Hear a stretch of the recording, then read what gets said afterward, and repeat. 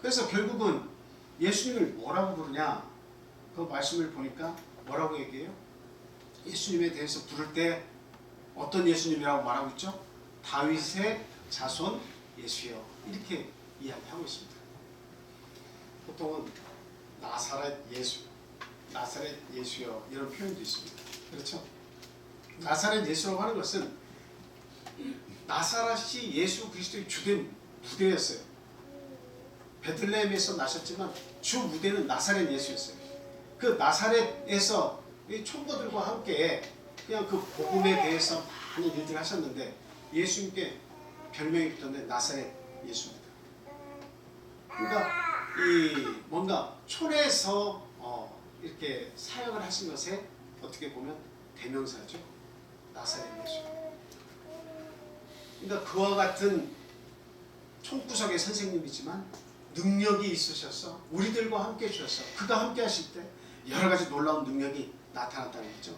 그래서 촌에서 나타나셨음에도 불구하고 그분의 능력을 사모하는 많은 사람들은 나사렛 예수라고 그렇게 그를 불렀습니다.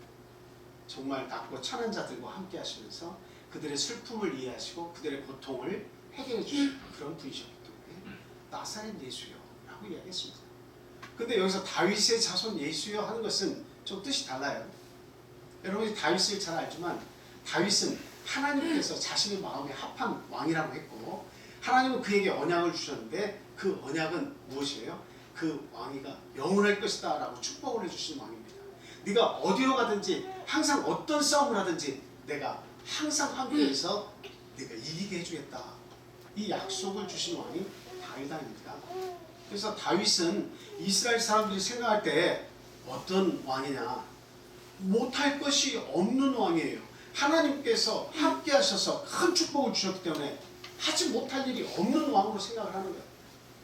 그래서 그때 나라의 부강은 다윗 시절의 영토, 그리고 다윗 시절의 질서, 사회, 모든 문화, 여러 가지 면에서 굉장히 살기 좋았다는 것을 이스라엘 사람들은 그냥 자기 조상으로부터 쭉 들어왔기 때문에 오늘날 나라를 만들고 되찾고 거기에 국기를 만드는데 그 국기 속에도 다윗의 별이 들어가 있는 이유가 바로 그것입니다.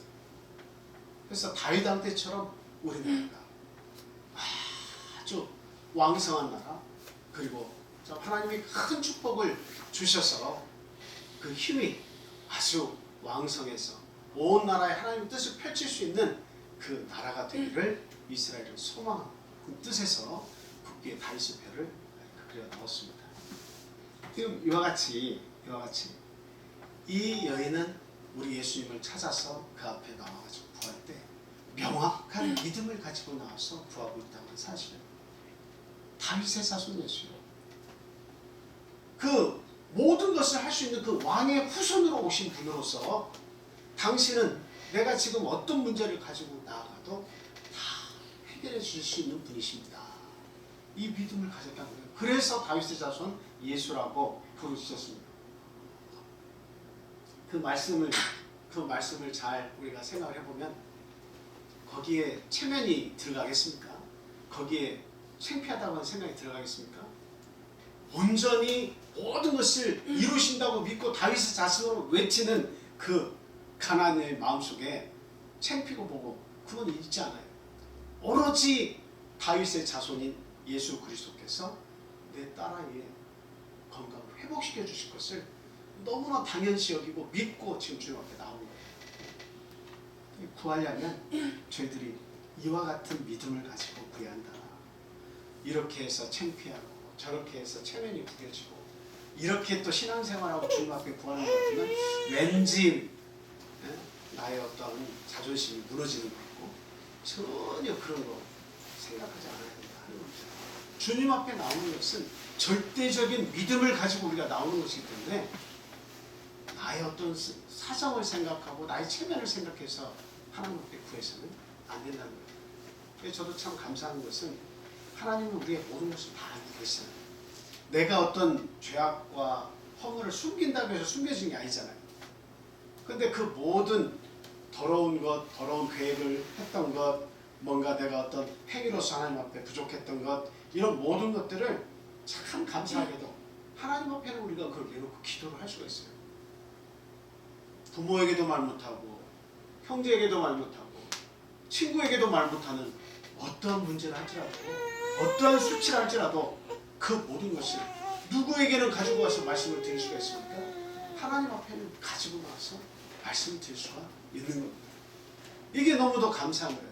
하나님이 내 죄악을 다 알고 계심에도 불구하고 내가 그 입으로 내 것을 다시 되뇌인다고 하는 것도 이게 참 면목이 없는 일이지만, 그러나 우리는 믿음을 가지고 있어서 주님 앞에 나올 때 주님께만큼은 그것을 토로할 수가 있다. 그리고 그것을 고침받을 수 있다는 거예요. 그건 왜 그런 거예요?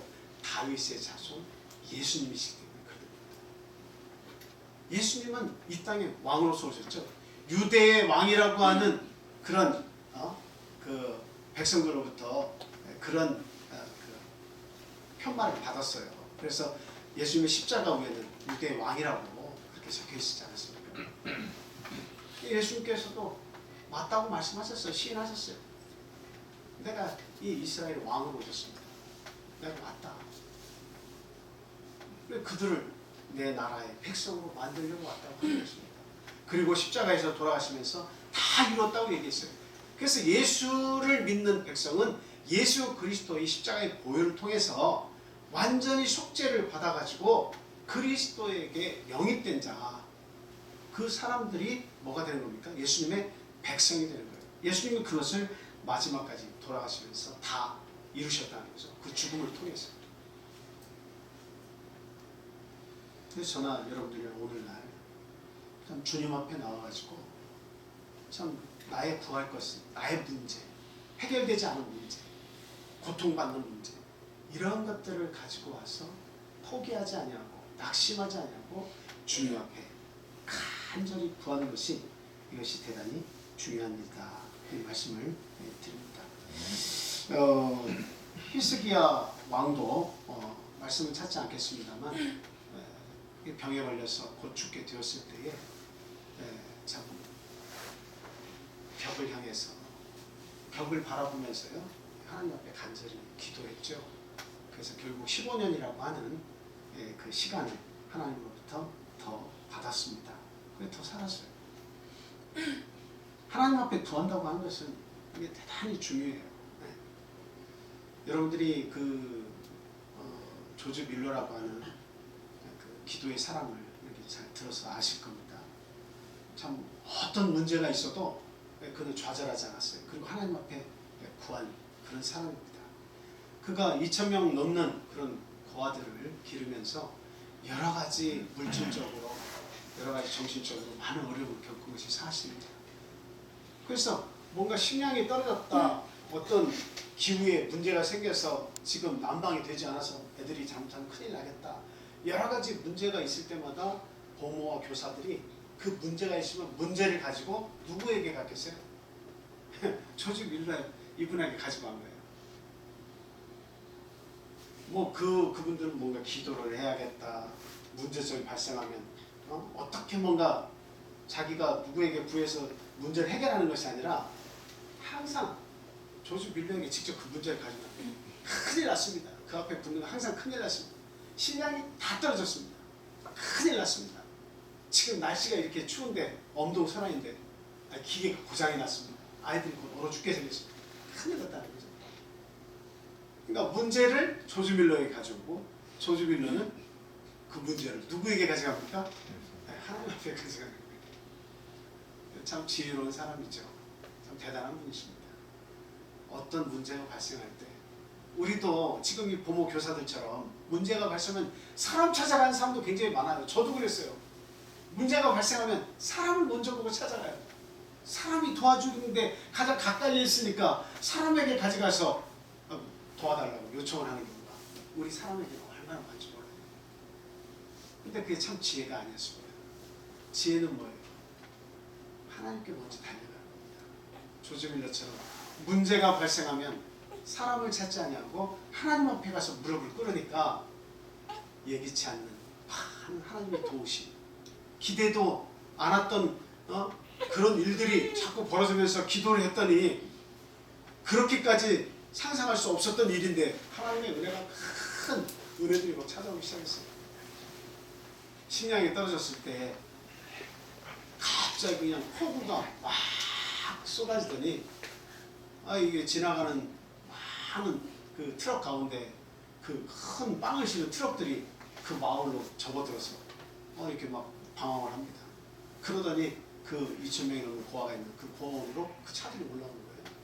이게 어찌 된 일입니까? 하고 물었더니 우리가 이거 비에 흠뻑 젖은 이 빵을 우리가 그 판매상에 넘길 수가 없어서 비에 맞은 빵이지만 깨끗하고 먹을 수 있는 빵인데 어떻게 처리할까 생각하고 이 마을에 들어와서 이 빵을 어떻게 처분하면 좋겠습니까? 얘기했더니 여기를 소개해 주셨다고. 그래서 올라오게 됐다고 이야기하면서 그 몇 대의 트럭이 그 많은 분량의 빵을 거기에다가 두고 갔습니다. 그냥 물려가 기도했어요. 그때도 그 빵이 오기 전에 하나님, 나는 당신이 시키신 일을 하는 종에 불과한데 내가 어떻게 이 아이들을 먹일 수가 있겠습니까? 지금 빵을 공급하지 않으면 이 아이들이 다 헐벗고 고통스러워할 텐데 하나님 나를 총무로 세우셨으면 당신이 이 문제를 해결해 줘야 되지 않겠습니까? 하고 하나님 앞에 간절히 기도를 했어요.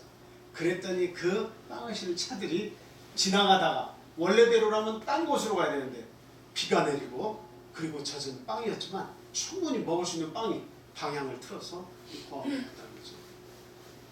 이와 같이 믿음이라고 하는 것은 하나님 앞에 구하는 것이고 하나님 앞에 구할 때는 이와 같이 놀라운 하나님의 은총이 기다리고 있다는 사실입니다. 우리가 이거 믿지 못하면 되겠습니까? 그래서 우리는 구할 때에 간절히 구하는 것, 그리고 하나님이 어떤 분이신지 다윗의 자손 예수라고 부르셨던 이 가나안 여인처럼 모든 것을 능히 하실 수 있는 그 하나님이라는 사실을 온전히 믿고 구해야 되겠다 하는 말씀 드립니다. 마지막 세 번째로 드리는 말씀은 무엇이냐면 두드리라는 그런 말씀을 드리려고 합니다.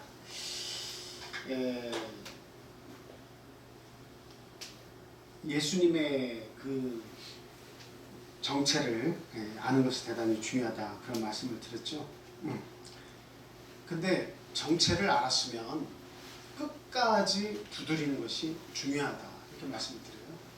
저희들이 보통 문을 두드릴 때는 쿵쿵쿵쿵 이렇게 한번 두드리고 그리고 거기 안에 없습니까? 누가 안 계십니까? 하면서 쿵쿵쿵쿵 두드립니다. 그리고 세 번째 쿵쿵쿵쿵 두드리면서 계십니까? 안 계십니까? 하면서 마음으로 이제 서서히 적죠. 아무도 안 계시는가 보다. 아무도 안 계시는가 보다.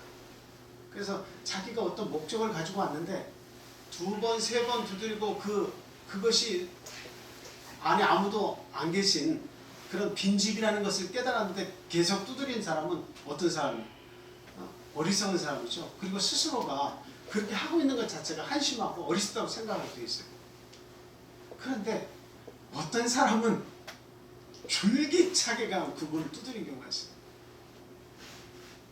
특히 이제 지금은 꼭 그렇지 않습니다만, 좀 시대가 조금 지금보다 한참 이렇게 어려운 시기에 갑자기 어떤 응급 상황이 발생했을 때, 그 병원을 찾는다든가, 아니면 약국을 찾아서 그 약과 진료가 필요로 이렇게 할 때, 그 병자나 병자의 부모나 이런 사람들이 찾아가서 문을 두드리는 그 심정을 생각해보면 한 번 두드리고 두 번 두드리고 세 번 두드려서 끝날 일이 아닙니다. 언제까지 두드려야 돼요? 문을 열어줄 때까지, 내가 약을 손에 쥘 때까지 두드려야 되는 거예요. 목적이 분명한 거죠. 그분을 만나야겠다고, 그분을 만나서 내가 원하는 그 목표물을 얻어야겠다라고 생각할 때는 어때요? 포기가 안 되는 거예요. 완전히 그걸 두드려야 돼요.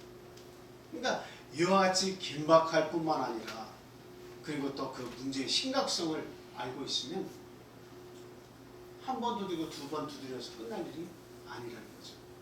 오늘날 저희들에게 그것이 필요해요. 과연 내가 구하는 것이 이게 정말 절박한 것이냐, 정말 이 문제가 심각한 것이냐 하는 것을 우리가 생각을 해야 돼요. 그래서 주님 앞에 구하는 문제는 어때요? 이것은 지속적으로 지속적으로 끝까지 주실 때까지 그것을 얻어야 한다, 구해야 한다라고 하는 말씀입니다. 잃어버린 이스라엘의 잃어버린 양 외에는 내가 보내심을 받지 않았다, 이렇게 이야기했을 때 그 가나안 여인은 분명하게 이야기했습니다. 뭐라고 얘기했습니까? 하나님, 예수님, 나를 불쌍히 여겨주십시오. 나를 불쌍히 여겨달라고 그렇게 이야기했습니다. 저를 도와달라고 이야기했습니다. 저를 도와달라고 얘기했을 때 예수님께서 한 번 거절을 하셨는데도 불구하고 그 도와달라는 이야기를 듣고서 그 여인에 대해서 더 모진 말씀을 이야기하시는 거예요. 뭐라고 말씀하셨어요? 내 자녀의 떡을 취해서 누구에게? 개들에게 주는 것이 마땅치 않냐다, 이렇게 얘기했습니다. 그냥 예수님, 그리고 예수님이 은혜를 주는 그 자녀들이 있는데 그 자녀들에게 내가 줘야 되는 은혜를, 그 떡이면 떡, 은혜가 있겠죠. 그 은혜를 그 자녀가 아닌 다른 사람에게 주는 것이 마땅치 않다. 근데 그 다른 사람을 뭐라고 하냐면 개들에게 주는 것이 마땅치 않다까지 얘기하시는 겁니다. 비유적인 표현이 있죠. 그러니까 절대적으로 이 은혜는, 하나님의 은혜는 누구에게 지금 주라고 되어 있는 거냐? 내 백성에게 주라고 되어 있는 것이지 이방인은 너에게 이것을 주라고 하는 것이 아니다 라고 이야기하신 겁니다. 그러니까 이 여인이 뭐라고 얘기하죠? 옳소이다마는, 이렇게 옳소이다마는, 이거 옳습니다. 예수님 옳습니다. 그런데 개들도 주인의 상에서 떨어지는 부스러기를 먹습니다 라고 얘기했어요. 네.